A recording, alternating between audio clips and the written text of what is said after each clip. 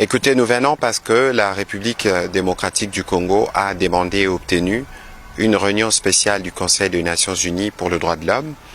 pour faire le point de la situation que nous vivons à Goma depuis plusieurs jours, marquée par l'entrée de troupes rwandaises. À leur arrivée, ils ont bombardé des camps des déplacés, ils ont tué des populations civiles, ils se sont attaqués au personnel de la MONUSCO en tuant, ils ont tué les personnels de la SAMI RDC, mais tous ces crimes qui ont été commis dans un contexte où ils ont privé la population d'eau et d'électricité, dans un contexte où la population ne voit pas ses droits élémentaires respectés, donc il était de notre droit de venir ici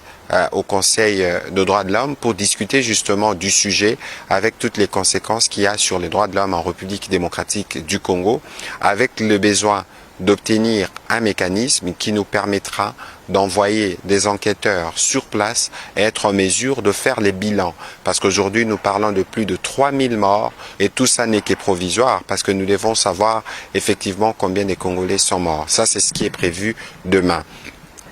Mais entre-temps, aujourd'hui, nous avons eu l'occasion de faire un briefing avec toute la presse internationale ici accréditée pour qu'elle puisse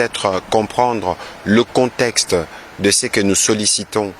du Conseil national, du Conseil des Nations Unies pour les droits de l'homme, mais aussi toutes les implications qu'il y a depuis l'entrée des troupes rwandaises à Goma et son occupation illicite. Nous leur avons expliqué que le fondement principal de cette guerre portée par le président Kagame, c'est de garder ses mains sur les ressources minières de la République démocratique du Congo. Nous, comme peuple, nous sommes mobilisés derrière le président Félix Antoine Tshisekedi, qui est résolument engagé dans le cadre du processus de Luanda, par exemple, pour amener la paix dans l'Est de la République démocratique du Congo. Et donc, c'est autour de toutes ces questions que nous avons eu l'occasion de discuter et d'apporter des réponses à la presse qui a été très intéressée à connaître les détails de la situation en RDC.